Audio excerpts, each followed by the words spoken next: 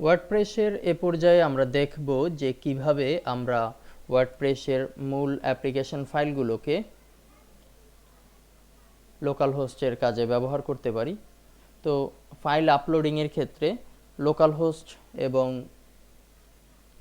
Server এই দুটি বিষয়ে কিন্তু একটু ব্যবধান রয়েছে। তো সেই বিষয়টি এখন আমরা দেখব। যেহেতু আমরা লোকাল হোস্টে কাজ করব এই মুহূর্তে, আমরা লোকাল হোস্টে কিভাবে ফাইলকে আপলোড করব সে বিষয়টি দেখব। আমরা চলে যাচ্ছি আমাদের সোর্স ফাইলে। আপনাদের সিডির যে সোর্স ফোল্ডার দেয়া থাকবে সেটির ভিতরে আমরা ওয়ার্ডপ্রেসের সবচেয়ে আপডেট যেই ভার্সনটি আছে সেটি দিয়ে দিয়েছি। পাশাপাশি আপনাদেরকে একটি লেসন দিয়েছি যেখান থেকে আমরা এটি ডাউনলোড করতে পারি। দুটি ক্ষেত্রেই কিন্তু একই কথা, যে আপনারা এরকম একটি জিপ ফাইল পাবেন, সেখান থেকে আপনারা এটিকে আনজিপ করবেন শুরুতে এক্সট্র্যাক্ট অল এই অপশনের মাধ্যমে। নেক্সট নেক্সট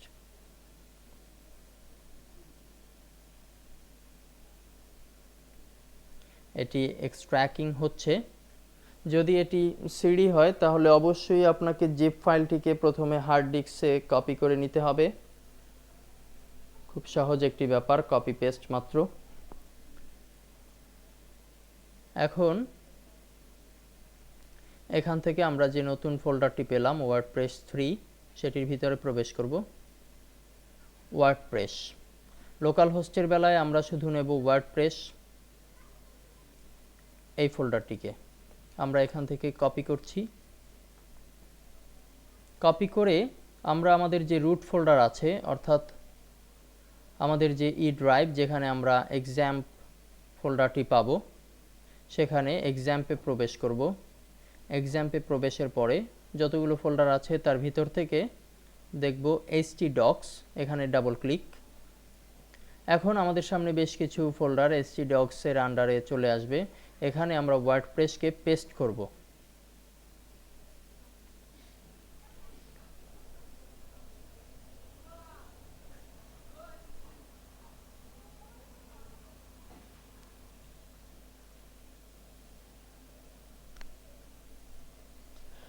ওয়ার্ডপ্রেস ফোল্ডারটি সঠিকভাবে পেস্ট হলেই আমরা বুঝতে পারবো যে আমাদের আপলোডিংয়ের ঝামেলা শেষ।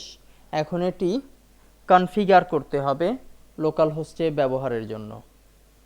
মূলত কনফিগারের বিষয়টি কিন্তু লোকাল হোস্ট সার্ভার দুটি ক্ষেত্রেই একই হবে। তারপরেও পরবর্তী লেসনে আমরা দেখব যে কিভাবে এটিকে লোকাল হোস্টে ব্যবহার উপযোগী করা যায়। ধন্যবাদ।